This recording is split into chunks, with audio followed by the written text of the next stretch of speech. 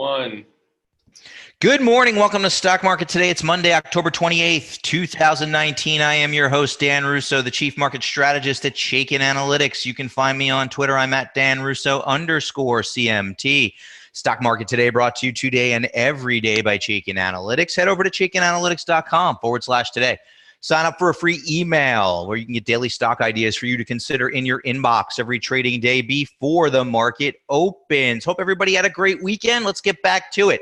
U.S. equities finished higher in Friday's trading and marked a third straight week of gains following a 3-week losing streak. Tech, materials, and energy led the charge while defensive sectors lagged. Treasuries were weaker with a bit of curve flattening. The dollar was stronger versus the euro and the yen. Gold finished little changed on the day. WTI crude settled up 80 basis points. Crude really had a good week last week. And as we get to the desk this morning, futures are up about 30 basis points after that 3-week winning streak last week. Asian markets were mostly higher overnight with China and Hong Kong outperforming. European markets are largely on the defensive here today. Treasuries are weaker across the curve. The dollar is weaker versus the yen and little changed on the little weaker against the euro rather, and little changed on the yen cross. Gold up 30 basis points. WTI crude giving a little bit back, down 60 basis points. Here's the look at the S&P 500. We are breaking toward new highs. Not quite there yet, but breaking toward new highs. Key support is at the 200-day moving average at around 28.75. Call it 28.77 if you want to be precise. And then the August lows. Now, those are the key levels that I'm watching. Near term, there's some support here at around 29.50 in the near term. But the key levels are the 200-day moving average, which is rising, and then the August lows at around 28.20. Resistance is near the 30.30 level. That's we're close.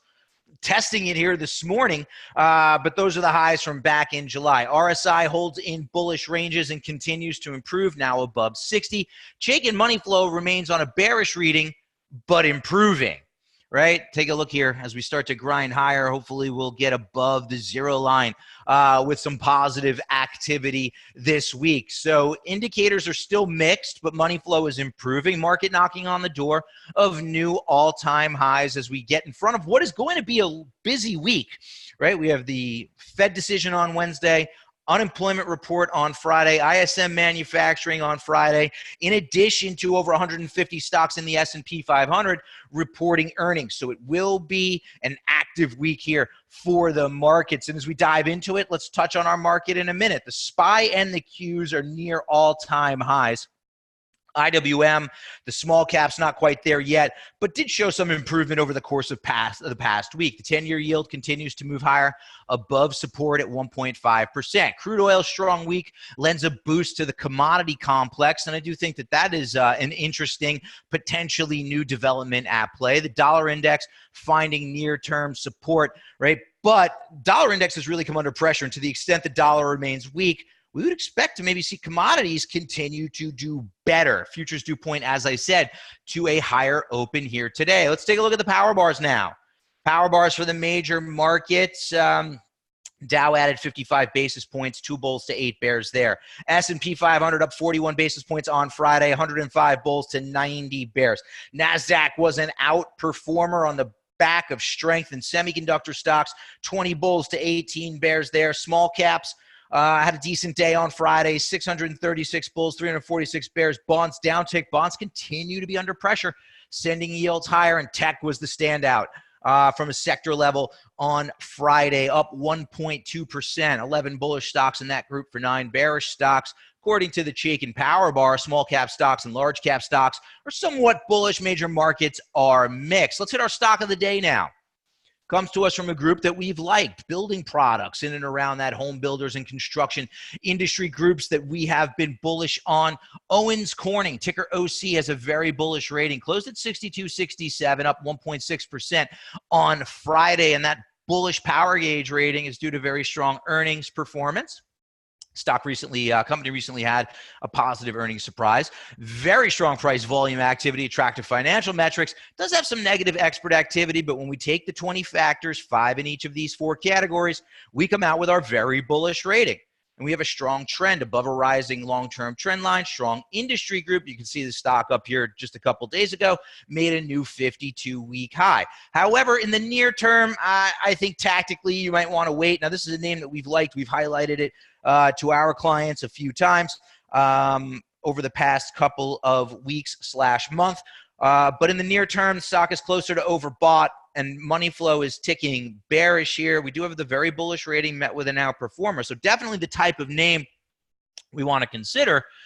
Just don't want to consider it right now, given the tactical setup not quite there yet. Going to keep Owens Corning on a bullish watch list. Continue to watch it here for you and our clients. Going to really be looking for oversold conditions, and then all else being equal sets up a much more compelling entry point. So take a look at Owens, add it to the list, be familiar with it, look for an opportunity when the short-term setup is a little bit more appealing. Let's hit our sector tracker now, moving over the past 5 trading days for the major sectors. There's energy, right? We've been talking about energy a lot over the past week, had a nice week of outperformance, and we're going to start to look now for potential shifts and improvements in the fundamentals as the energy companies start to report earnings to potentially, stress potentially, get excited about that group. Tech near the top of the list on the back of semiconductors there. You know the importance I place on semiconductors. You know the importance that I place on technology as a sector. So nice to see that one towards the top of the list. Remember we talked about industrials the other day on an equally weighted basis, how it was breaking out. Well, here's industrials in the number 3 slot over the past 5 days. Financials continue to do well as rates continue to back up. Material staples, utilities are middle of the road, all higher. Healthcare and comms also higher. REITs and discretionary at the bottom of the list. Now we really want to start paying attention to the defensive areas of the market and the bond proxies. We've been paying attention to them because as rates move higher, we would expect those groups to start to waver in their relative strength, and we would expect to see financials continue to do well. So far, that is playing out. Now, our industry in focus, software and services, is one we've been talking a lot about lately as well, because it's part of that shift that's taking place under the surface within technology as software goes from market leader to laggard and semiconductors pick up the slack. Well, software and services over the past 6 months, you can see the lagging, underperforming the S&P 500 by over 6%, and the power bar ratio hints at more to come. 49 bearish stocks for 24 bullish stocks, currently ranked number 17 of 21 subsectors, having moved down 1 slot over the past week. Now, some of the indicative names there that we want to avoid or potentially look for bearish opportunities: Coupa Software, COUP, very bearish rating; Altair Engineering, ALTR, very bearish rating; and Appian Corp, APPN, also with a very bearish rating. But let's look at this breakdown here in software, right? XSW is the ETF that we use to measure this group. You could see the power bar ratio negative, which I talked about. Bearish ETF rating and a weak trend below this now declining long-term trend line. Look at how software was a massive outperformer throughout much of 2019 until August, when it began to waver, and now an underperformer. Chaikin money flow is mixed, back to the bullish side. However, with the S&P 500 and with the Qs up here near all-time highs, look where software is. Not even threatening the all-time highs at this point. Nearing an oversold condition, but this underperformance combined with the bearish rating has us looking elsewhere within what is still a strong technology sector, right? It's important to break down some of these sectors and really look at the industry level, because while tech is strong, software currently not the place to be from a relative standpoint, and you can see why. Chances are underperformance likely to continue. Look elsewhere within the technology sector for bullish ideas. Taking a look at what's trending now, yesterday's S&P 500, or Friday's rather, movers and shakers. RMD, ResMed, up nearly 13% on earnings. Mohawk, again, part of that builders group, earnings sent that stock higher by nearly 11%. We have been pounding the table on semis, and Intel did not disappoint, up 8% following their earnings announcement. Illinois Toolworks, ITW, earnings sent the stock higher by over 7%, and Charter CHTR, earnings sent that stock higher by over 6%. Loser side of the board, VTR down on earnings. Didn't see any real news on EIX to send that stock lower. Albemarle earnings report sent the stock lower by 8% in conjunction with a downgrade from one of the banks, lower by 8.44%. Illumina, ILMN, down 7.8% following their earnings announcement, and VFC Corp, ticker symbol VFC, a very bearish stock, down over 7% following their earnings announcement. And as I said, earnings are going to be front burner in what is going to be a very data intensive week. I told you earlier, we have about over 150 names in the S&P 500 scheduled to report earnings this week. So clearly going to be a near-term driver for the market. What's interesting to me is that companies that have been beating expectations are tending to see their stocks do well relative to historic performance, and companies that miss are seeing their stocks do worse relative to historic performance. So stock selection really becomes important. And add to that the macro data points. As I said, we're going to have the Fed on Wednesday, a lot of paying attention, right? Widely expected that they're going to cut rates, but everybody's going to be paying attention to the comments to see what the path is within this current easing cycle. And then we're going to get the jobs report on Friday. With that being said, let's look at the key trends that I'm highlighting in my note. All right, the Qs. QQQ breaks to new closing highs. The Invesco QQQ, the NASDAQ 100 here. You can see it here, breaking through this resistance line and closing at a new all-time high. Momentum with the trend as the RSI is in bullish ranges for QQQ, and Chaikin money flow is improving, right? Dipped into negative territory, similar to what we saw in the S&P 500, but we're starting to see signs of improvement there. The Qs are trading above the rising 200-day moving average. And what I will note is that within Chaikin Analytics, the Qs does have a bullish ETF power gauge rating. So if we kind of look at the market level, right, major markets are, they're trending higher with all these data points, right? And some of the fear that's in the market. Well, let's pay attention to price, and the Qs go out at a closing high, which is that's impressive to us. It's been an area of the market where we've been focused. We continue to be focused on this leading area of the market. We want to look for the best names within this fund for potential opportunities.